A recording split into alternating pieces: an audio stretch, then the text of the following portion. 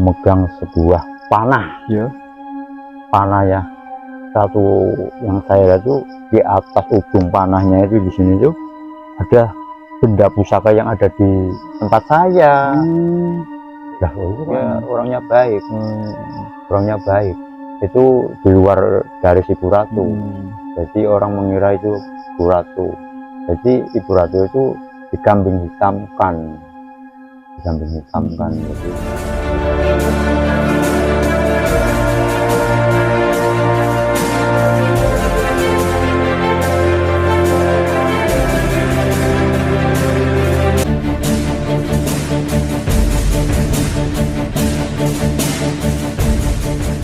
Assalamualaikum warahmatullahi wabarakatuh. Kembali lagi di channel tentang misteri. Seperti biasa dengan saya Gus Muhyiddin. Makasih teman-teman sudah nyimak video kami. Saya doakan teman-teman sehat selalu dan panjang umur, amin ya rabbal alamin. Oke, kali ini saya masih bersama Ki Jangkung. Yang Ki Jangkung ini mempunyai kisah pengalamannya lagi ya. Pernah muridnya diberi hadiah oleh Bu Ratu Dewi Lanjar, penguasa Laut Utara, lewat lantaran muridnya ya. Iya. Ki Jangkung ini mempunyai ikatan batin dengan beliau ya Ibu Ratu ya. Seperti apa kisah dan ceritanya, kita langsung saja sapa Ki Jangkung.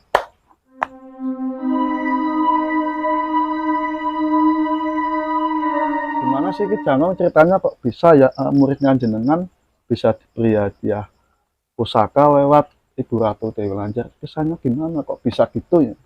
Ya begini ya. Sebelumnya saya ini mau menceritakan ini harus kontak batin dulu ya. Sebentar ya. Maaf ya, nggak lama ya.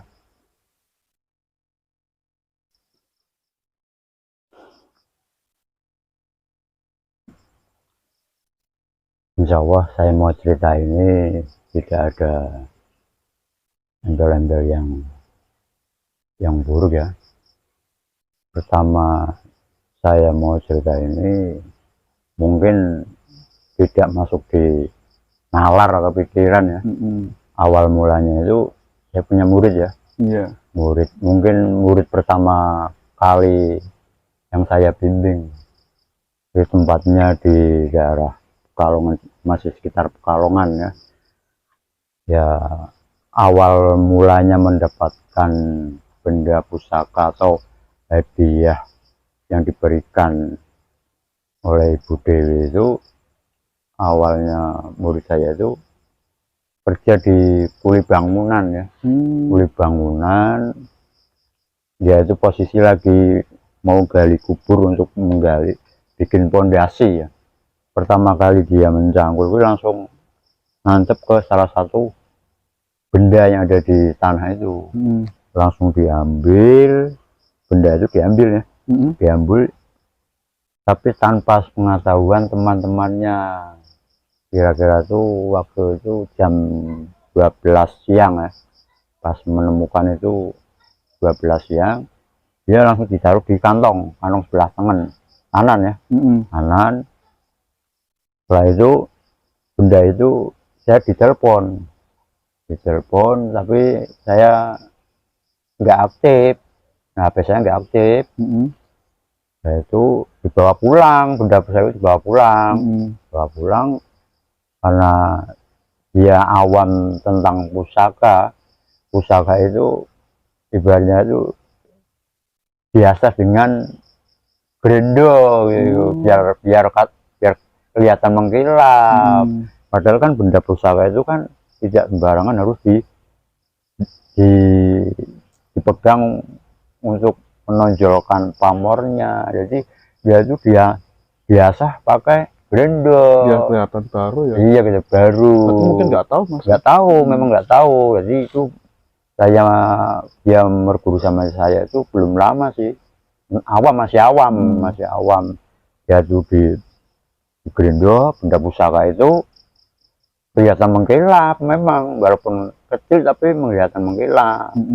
Benda itu di tengah-tengahnya itu ada coretan, di dalamnya itu ada emasnya. Emang ada emasnya dalam benda pusaka itu, tapi saya tidak mau melihatnya di depan kamera karena itu sifatnya pribadi ya. Nah, setelah itu dia di Grendo itu salah satu keluarganya ada yang kecelakaan. Setelah memegang benda pusaka itu, dia menggerendo itu, salah satu anaknya itu kecelakaan. Setelah kecelakaan dia kan berpikiran, kok saya memegang benda pusaka ini, saya mengasah benda pusaka ini, kok tiba-tiba ada kecelakaan dalam keluarga murid saya itu.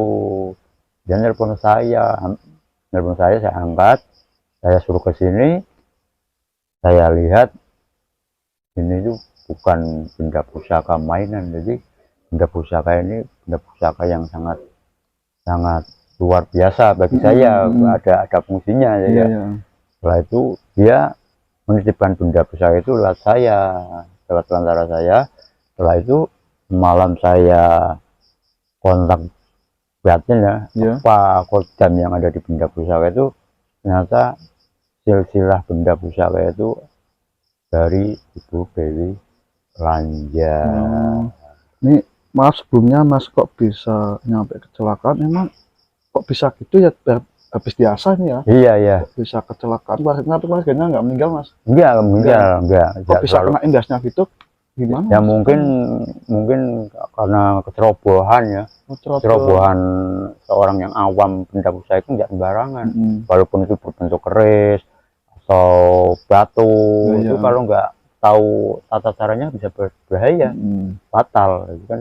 Walaupun benda mati, di dalamnya itu ada sebuah kodam begitu.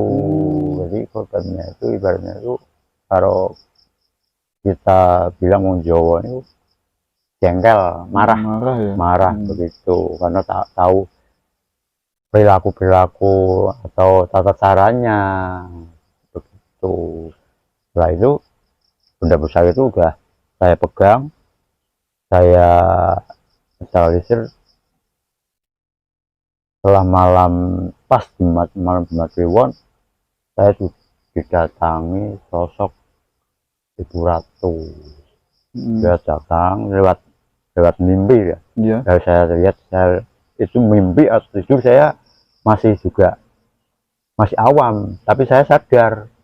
Dia datang berombongan pakai kereta kencana ya. Dia bilang sama saya, le dari Kunjungono, berani Leo. Saya dibegituin. Nah, itu kan bingung ya, ada seorang ibu-ibu manggil saya, bapak berpakaiannya itu seperti kerajaan. Ya itu bisa bilang Ibu Ratu begitu, dia bilang. Tapi dia memegang sebuah panah, panah ya. Satu yang saya lihat itu, di atas ujung panahnya itu, di sini tuh ada benda pusaka yang ada di tempat saya. Nah, itu kok ada benda pusaka itu, kok ada sama Ibu Dewi. Ternyata benda pusaka itu yang saya pegang.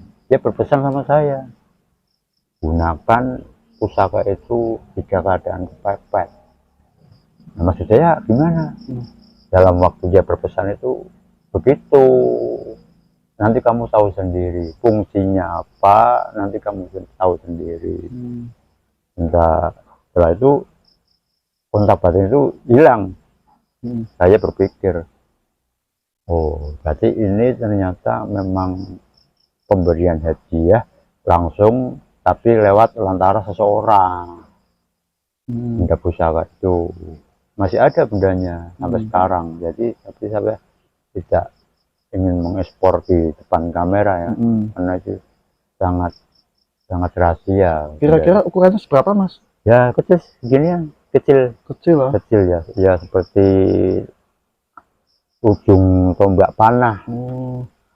Kalau boleh tahu nih, punya kekuatan sebesar apa Mas kok bisa nyampe gitu ya, seperti itu keluarganya bisa kecelakaan ya? Kekuatannya sebesar apa Mas? Ya yang saya rasakan itu fungsinya banyak. Kalau yang saya rasakan ya fungsinya banyak. Jadi buat pelantara saya pribadi, jadi untuk menolong seseorang, jadi lewat sarana titipan beliau. Jadi mungkin ini salah satu rezeki lah. Berarti kan saya tidak memaksa, meminta. Jadi ini hanya rezeki ya, dia Rezeki ya. rezeki ya. Ini maaf sebelumnya Mas, biasanya kan kalau gunakanlah gak kepepet nih ya, Iya iya. itu kata-kata itu gunakanlah kepepet nih, berarti itu bentuk uang atau gimana Mas? Itu Biasanya kalau di belajar sering orang-orang mengatakan itu bisa minta uang. iya iya Jenengan betul. enggak Mas? Enggak, Enggak. enggak. Jadi beliau berpesan begini.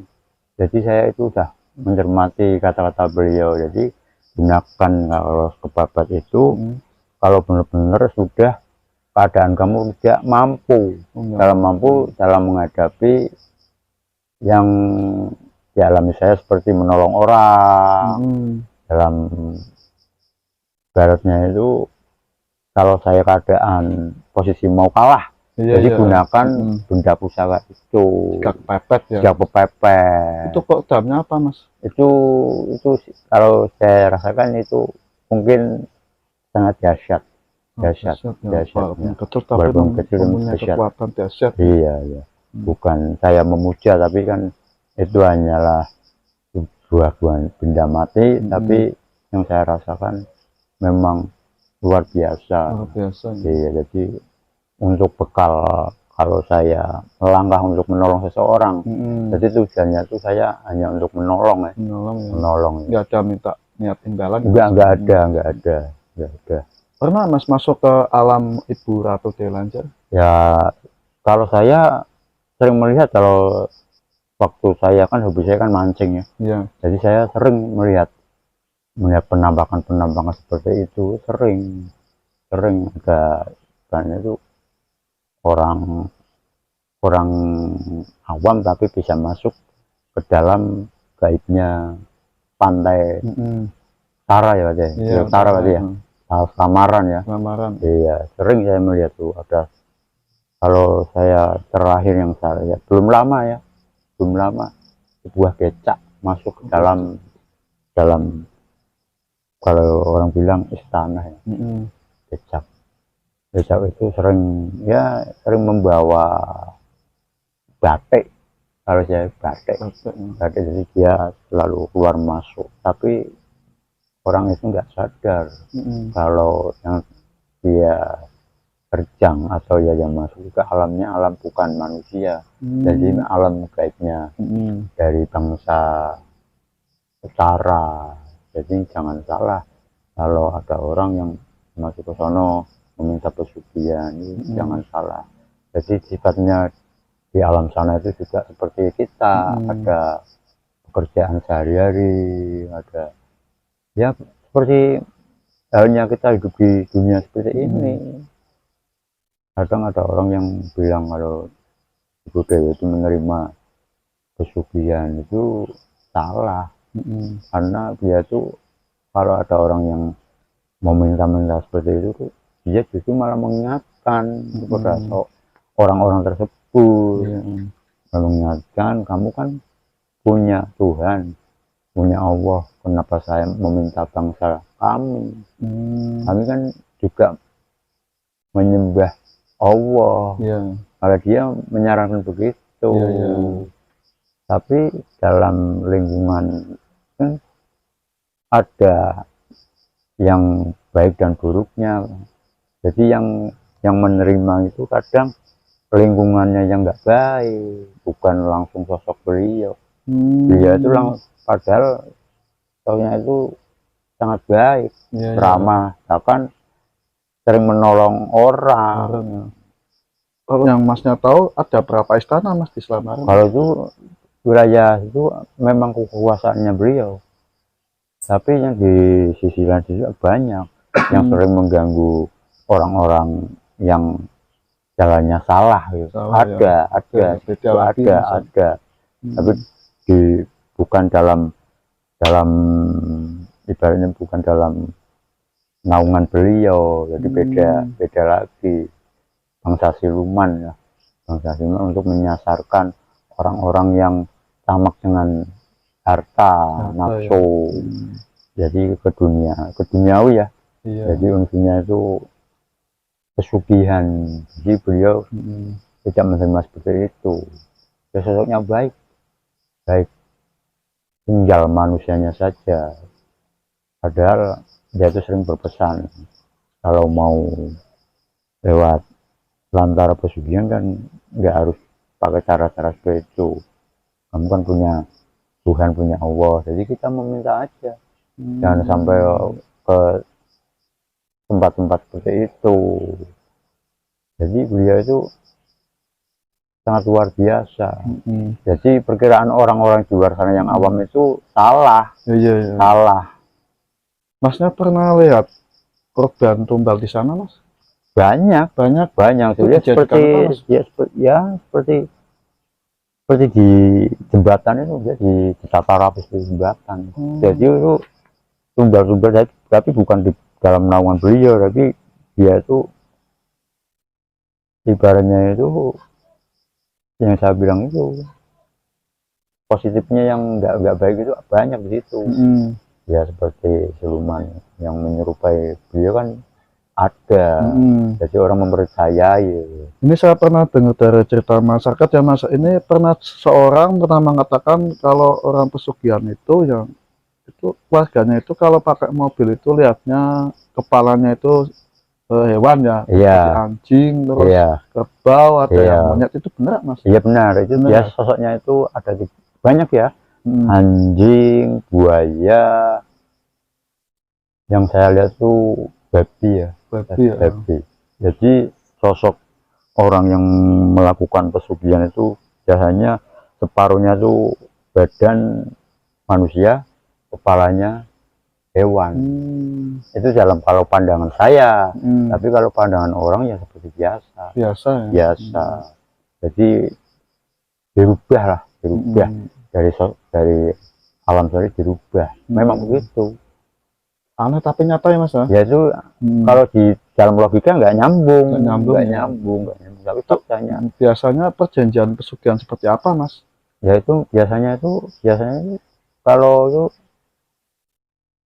pesugihannya itu mintanya ya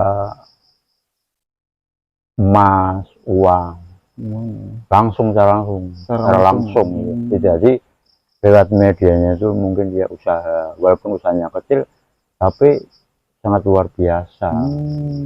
Itu bukan Ibu Ratu ya, Mas? Bukan. Ibu Ratu enggak seperti itu. Dia orangnya baik. Orangnya baik.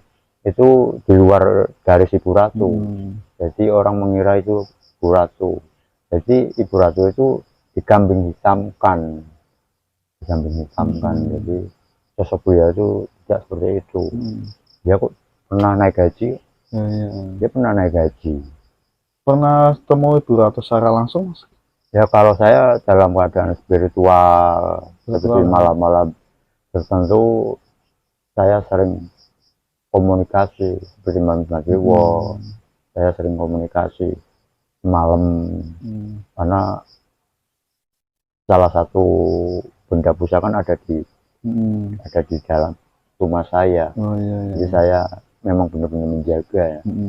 Walaupun itu hanya sebuah titipan, tapi saya tidak mengutamakan itu hanya sebuah benda ya. Gitu. Ada berapa, Mas, pusaka yang dikasih Ibu Ratu? Ada satu. Satu. Cuma satu. Jadi saya tidak menarik secara langsung itu. Itu pemberiannya lewat lantaran murid saya itu yang awam itu. Hadiah ya? Iya, itu hadiah dalam rangka apa, Mas, kalau boleh tahu? Kalau ya itu waktu itu pas Jumat Kliwon ya. Jumat Kliwon, penemuannya itu Jumat Kliwon. Jadi Kemis Wage semalamnya Jumat Kliwon. Enggak tahu kok itu barang itu ada sama saya. Bahkan yang murid saya itu nggak mau menerima karena awam, takut sama kejadian yang sudah dia rasakan dalam memegang benda itu. Tapi pegang sama saya, alhamdulillah nggak ada apa-apa. Karena saya sudah melakukan kontak batin ya. Karena benar-benar itu dia berpesan, gunakan seakan-akan kalau kamu kepepet begitu. Buat ngobatin orang ya. Iya, menolong orang lah. Yang lain ya. Iya. Oh ya, ini teman-teman ada sesuatu benda yang mungkin ini bendanya positif ya, baik mungkin benda atau lah, yang penting kita lagi komunikasi dengan benda itu. Mudah-mudahan bisa dibuktikan ya, ini bukan settingan, ini real ya. Nanti kita akan kembalikan benda itu ya, seperti apa kerjanya, kita langsung saja saksikan lagi jauh lagi interaksi ya dengan mereka ini. Orangnya udah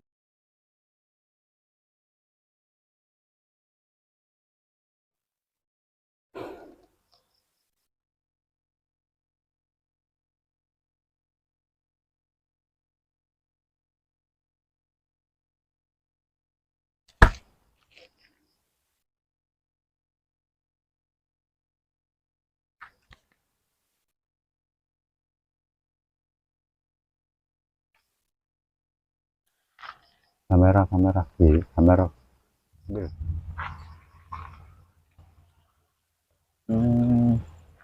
nih, kamera sini dideketin kamera. Ini ada sesuatu udah kelihatan nih barangnya nih.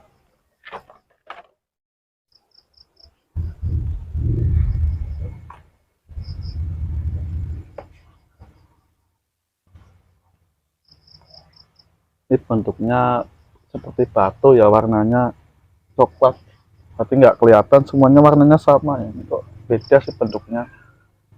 Ini apa ini mas? Ini kalau ya yang saya lihat ini buah seperti dewandaru ya, dewandaru ya. Buah kayu dewandaru ya yang saya lihat. Bangsa kayak fosil ya, fosil. Ini nggak jauh dari sini, nggak jauh dari sini. Boleh pegang mas? Ini udah ratusan tahun ya. Batu ya? Iya. Ini batu ya mas? Batu. Warnanya kayak biji-bijian ya mas? Iya, biji-bijian. Biji-bijian. Ini kalau tandanya seperti ini biasanya itu, kalau tandanya seperti ini biasanya itu fungsinya untuk pelet. Pelet. Ini kan tandanya kan waru ya. Iya. Cinta ya. Iya. Jadi dia fungsinya untuk pengasihan. Pengasihan. Ini maksudnya mas, ini maksudnya apa mas, kok bisa datang ya? Iya ya, mungkin ya sebuah pengetahuan bahwa di alam gaib itu juga ada benda-benda ya. Jadi bukan di dunia nyata aja. Kalau di dunia nyata seperti kita kan, seperti pusaka itu kan ada, seperti kita mempunyai pisau, pedang. Dari bangsa gaib pun juga demikian ada. Ini saya pegang nih, auranya sangat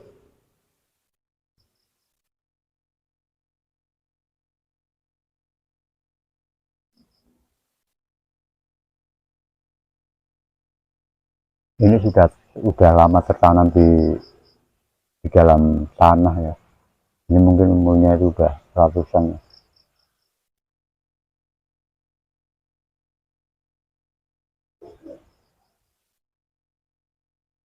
Ini mau dikembalikan atau mau dikoleksi terserah ya, siapa yang mau pegang monggo. Saya ibaratnya itu monggo, yang minat monggo. Tidak perlu mahar-maharan ya.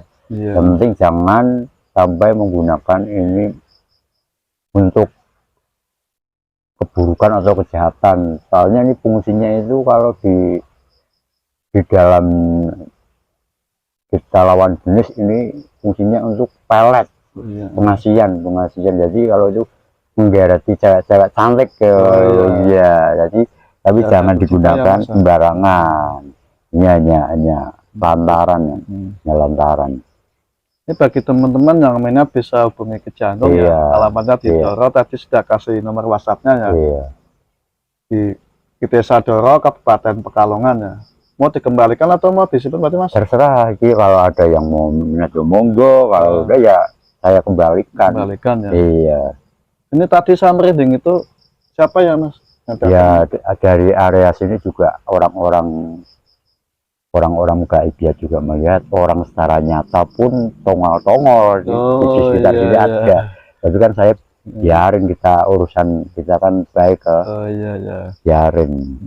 masih banyak cerita dari Ki Jangung ya. Iya. Nanti kapan-kapan cerita lagi ya Mas. Iya, iya, nggak Ini apa-apa ya. cukup dua dulu. Iya. Insya Allah kedepannya kita akan cerita lagi. Masih banyak Mas. Masih banyak, Masih banyak ya. Semoga video ini bisa bermanfaat bagi teman-teman. Ambil hikmahnya, tinggalkan negatifnya, ambil positifnya. Kekuatan sebesar apapun tidak ada yang bisa melebihi kekuatan Allah Subhanahu wa taala. Kita harus menyembah Allah, sholat maghrib jangan tinggalkan ya. Nanti kita akan derajatnya diangkat oleh Allah Subhanahu wa taala. Amin ya rabbal alamin. Ya, kami pamit. Wassalamualaikum warahmatullahi wabarakatuh. Waalaikumsalam Terima kasih, Mas, ya. warahmatullahi wabarakatuh. Ya, sama-sama.